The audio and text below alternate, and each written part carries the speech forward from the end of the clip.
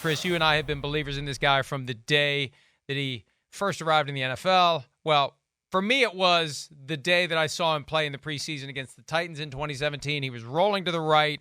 He got hit in the mouth. He fired a freaking laser, just a laser. And it was the play where also as he was rolling out, he looked behind him for some reason at the official. I think he wanted to see if he had thrown a holding flag. Yeah, they'll do that from time to time. Right. The quarterbacks will look back. And then he rolls out and he stops and he cranks and he gets hit and it's a freaking laser and it's like, oh my God. Yeah. Oh my God. Oh my God is what right. do we have here? Yeah. So that's how I felt watching 2019, film of him. 2020, Yeah. 5 years. Yeah. Unbelievable. Yeah. That's how I felt when he was coming out of college. You know, my dad will tell you the story. Because I kind of went out right away and was just like, "Oh my gosh, Dad, I'm making Mahomes number one. He's got to be the best." Like, and he's like, "Whoa, wait, hold on." I was like, "Dad, this guy, it's unreal." And it was the things you saw right there. But I mean, where do you want to start, right? I mean, I think the first thing is maybe it was the best quarterback season in the history of the NFL. Here's the accolades. I mean, it's amazing. Like I said, it's arguably the greatest season by a quarterback in the history of football. To do what he did, yards, passing touchdowns, Super Bowl, regular season MVP, beat a team that most people look at and go is the most well-orchestrated, built team in the Philadelphia Eagles that we've seen in football over the last 10 or 15 years. That's how people feel. And he beat them down 10. And that's where I go. I think it might be the greatest season ever. And here we are, Mike, too. It's year 7, right? And you and I have had this conversation together. He's in the GOAT conversation, and he's going into year 7. I mean, there's no doubt about it. He's in the upper room with Deion Sanders, everything there. But it's the highlights, the arm, the different angles. This year he played the position and just, the things we talked about with Joe Burrow, being in good throwing positions, the mechanics, playing in the pocket, the right decisions. He didn't get greedy, which has been an issue for him a little through his career. So that's where the blend of backyard and traditional quarterback play was, out of this world this year. And then, of course, when you talk about tough and like we talked about with Joe Burrow, the effect on your team, I mean, come on. The whole world believes the AFC is awesome. And I'm going to sit here right now. I'm just going to tell you, I don't know if I'm going to pick in the Super Bowl, but I'm going to put the Chiefs in the AFC Championship game. And that's because 15's there. That's the effect he's had. And I think we all expect it right now with how great Patrick Mahomes is. On top of everything else, he is a great person. Exactly. He has never changed. Fame has not changed him.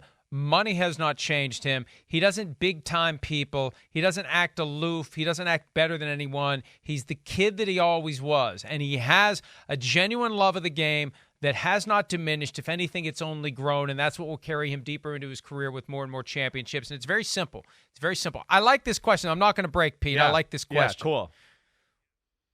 This was from the Unbuttoned podcast, at I Won the Mums. You can get a whole bunch of mums. What is the worst team that you could add Patrick Mahomes to and make them a Super Bowl contender?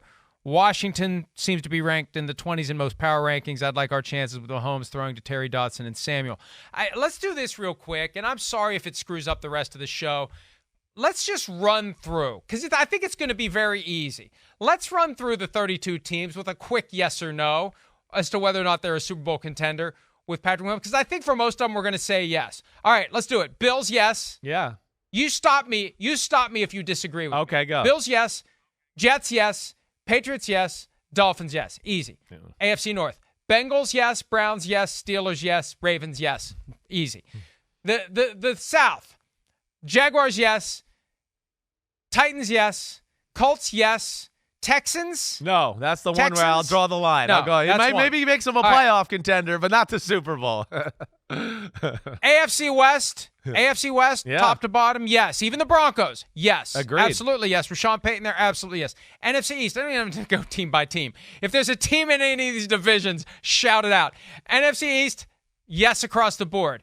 NFC North, yes across the board, except the Bears, maybe? Maybe not. Maybe that'd be one I'd go. But almost like Houston. It's like playoffs, but I can't go Super Bowl. NFC South, wide open, a lot of bad teams. Any team there that he wouldn't make a Super Bowl contender? Ooh.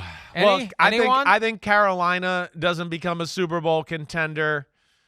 I know it's a little man. I don't know. I think it might be it. That might be it. Okay, I think all of them. Okay. Think about him on the Falcons with all those guys they have. Think about that for a second. I know. Yeah. And NFC West, the Cardinals would be the one team. So 3 teams. Yeah. 3 teams. Yeah. You put Maybe them the on Rams. Rams might be another one I'd look at and go, I don't know. McVay? Yeah, it'd be interesting. I know. At least would think about that. I'd have to digest that one a little bit. Yeah. But your point's real. Texans, Bears, Cardinals, maybe Rams. Yeah, it is. Those are the 4 we'd remove. So the 28 other teams, you put Mahomes on them, and they're Super Bowl contenders. Yeah, he's amazing. And Pete, I know we're gonna wrap it up and we got to move on, but I want to say a few more things. To play the way he plays and have 12 turnovers on the year, that's insane. I mean, we just saw 6 plays where we'd go, nobody else in football other than Josh Allen would even try some of that stuff. So that's where it's unbelievable. He takes care of the ball. He's tough. He's clutch. He's the best scrambler ever. He's a great runner. Like I said, if they decided they want to do quarterback design runs, they could do it. And I don't know, if any quarterback I can remember that wins more games where you go, they were outplayed or the defensive plan in that game was awesome and they still win the game. That to me, like we showed the Tennessee Titan game. The Tennessee Titans played amazing defense in that game earlier this year. He willed the team to win. There wasn't 4 people open the whole game. It was a great defensive game plan. But he refuses. Oh, I'll just do this and I'll throw it like this and I'll throw that. And this is another thing. One of the greatest arms in history, one of the greatest touch passers in NFL history. He's got it all. He's the king of the NFL right now, Patrick Mahomes. And he was the 10th pick in the draft. The Browns, Bears, 49ers, Jaguars, Titans, Jets, Chargers, Panthers, Bengals all passed. And the Saints would have taken him at number 11 if the Chiefs hadn't traded up. Think about that alternate reality. Yeah, right. With Patrick Mahomes in New Orleans. I think Sean Payton would still be Yeah, he's still there. Hi, it's Mike Florio. Thanks for watching PFT on YouTube. Hit subscribe for the latest news and analysis from Pro Football Talk.